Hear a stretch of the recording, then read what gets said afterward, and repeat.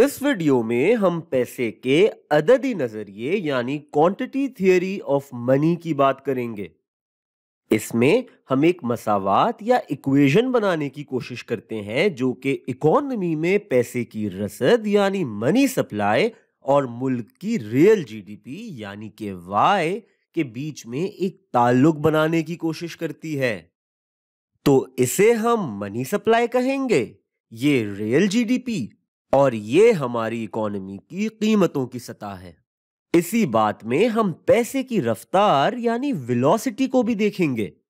रफ्तार से हमारी मुराद है कि मुल्क में जो पैसा सप्लाई कर दिया गया है वो कितनी तेजी से हाथ बदल रहा है।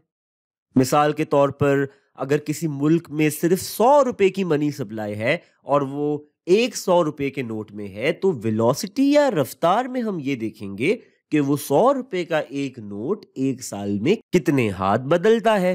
जो इक्वेशन हम बनाते हैं उसमें हम कहते हैं कि पैसे की रसद यानी कि मनी सप्लाई, जिसे हम एम से लिखते हैं, उससे अगर हम वेलोसिटी यानी पैसे के हाथ बदलने की रफ्तार से ज़रब दें, वेलोसिटी को हम v से लिखते हैं, तो अगर हम इसे m से ज़रब दें या मल्टीप्लाई कर दें तो हमारा जवाब इस नंबर के बराबर होगा जो हमें मुल्क के रियल जीडीपी यानी कि y और मुल्क में मौजूद कीमतों की सतह को ज़रब देकर मिलेगा।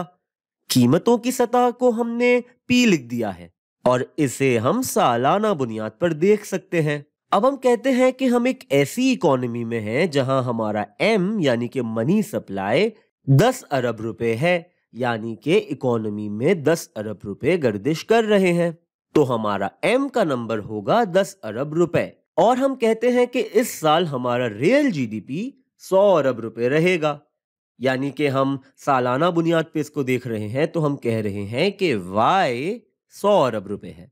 और ये तो हम देख ही चुके हैं कि आम तौर पर हम कीमतों का हिसाब एक इंडेक्स के तौर पर रखते हैं। तो हम कहते हैं कि इस साल हमारी कीमतों का इंडेक्स है 1.1 यानी कि 1.1। तो ये 1.1 का नंबर होगा P। तो शायद अब इतनी बात तो हम कर ही चुके हैं कि यहाँ आप वीडियो को रोककर मुल्क में पैसे की रफ्तार या वेलोसिटी या इस V को खुद ही निकाल सकते हैं।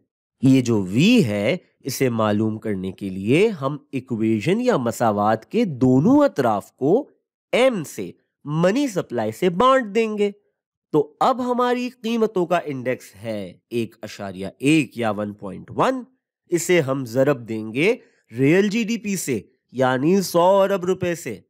जवाब आएगा 1100 अरब।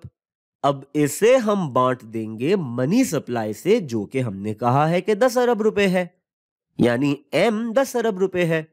तो अब हमारा जवाब आ जाएगा 11 या 11। तो हम कहेंगे कि ये 11 का नंबर या 11 दफा का नंबर सालाना है। और इसको देखने का एक तरीका तो ये है कि हम कहेंगे कि इकोनॉमी में हर ही मौजूद रुपया सालाना हर साल 11 हाथ बदलता है। अब अगर कोई ऐसी इकोनॉमी हो जिसमें एक ही रुपया हो, कीमतों का इंडेक्स 1 हो यानी कि 1, और ये रुपया 11 बार हाथ बदले, तो हमारा साल का जीडीपी हो जाएगा 11 रुपए। ऐसे ही अगर किसी और इकोनॉमी को हम सोच लें जिसमें सिर्फ 2 ही लोग हैं और उनमें से एक के पास 11 रुपए हैं और वो दूसरे शख्स से कुछ सामान खरीद लेता है और वो 11 रुपए उसे दे देता है और साल खत्म हो जाता है, तो हम कहेंगे कि इस मुल्क में जहां कीमतों का इंडेक्स 1 है और 2 ही लोग हैं जिनमें से एक के पास 11 रुपए थे जो उसने दूसरे शख्स को दे दिए, तो अब यहां पे वेलोसिटी 1 ही होगी, 1 ही होगी, क्योंकि पैसे ने सिर्फ एक बार हाथ बदला। और इस तरह इस साल का मुल्क का रियल जीडीपी हो जाएगा 11 रुपए। अब बहुत से मईशतदान पैसे की रसद के इस अददी नजरिए यानी quantity theory of money supply को ईमान की हद तक मानते हैं और उनका कहना होता है कि असल में तो इन्फ्लेशन या महंगाई की और कोई वजह होती ही नहीं है, बल्कि उसका लेना देना सिर्फ और सिर्फ मुल्क में मौजूद पैसे की सप्लाई से है। हाँ, अगर मनी सप्लाई बढ़ा दी जाए तो मुल्क में इन्फ्लेशन बढ़ जाएगी, और अगर मनी सप्लाई को कम कर दिया जाए तो इन्फ्लेशन भी कम हो जाएगी। तो अब ये जो इक्वेशन हमने बनाई है, इसे इस्तेमाल करके हम इन्फ्लेशन के लिए एक फॉर्मूला बना तो सकते हैं। अगर हम इसके दोनों अतराफ को रियल जीडीपी से यानी वाई से बांट दें तो हमें दिखेगा कि हमारी कीमतों की सतह यानी कि पी इस नंबर के बराबर है, जो हमें ऐसे मिलेगा कि पहले हम पैसे की रफ्तार या वेलोसिटी को मनी सप्लाई से ज़रब दें, यानी एम को वी से ज़रब दे दें या मल्टीप्लाई कर दें, और फिर जो नंबर हमें जवाब में मिले उसे हम रियल जीडीपी के नंबर यानी वाई से बांट दें। अब इन मईशत दानों का, जो इसको ईमान की हद तक मानते हैं, इनका मानना होता है कि ये वेलोसिटी का नंबर एक ही रहता है, यानी कि ये साल हर साल मुल्कों में बदलता ही नहीं है। हालांकि ये ख्याल हकीकत से दूर है, क्योंकि टेक्नोलॉजी और दीगर अवामिल इसे बदल सकते हैं। लेकिन इस मफरूजे को मान लेने से कि ये वी या वेलोसिटी नहीं बदलती, इस इक्वेशन को परखना या समझना आसान बना देता है। यानी कि ये इक्वेशन जो हमने कीमतों की सतह या पी के लिए बनाई है। और यही मईशतदान एक और मफरूजा ये लेते हैं कि मनी सप्लाई की तब्दीलियां लॉन्ग रन में मुल्क की असल पैदावार को भी मुतासिर नहीं करती।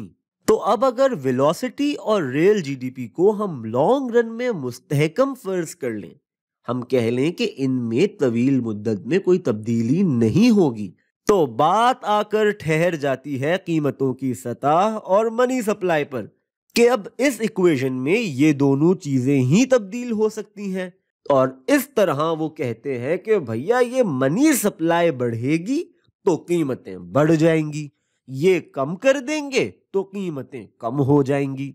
लेकिन इस सारी बात में ये दो मफरूज़े कि रियल जीडीपी लॉन्ग रन में मनी सप्लाई से मुतासिर नहीं होती और पैसों के हाथ बदलने की रफ्तार एक ही रहती है, अक्सर व बेशतर खतरनाक और हकीकत से दूर साबित होते हैं।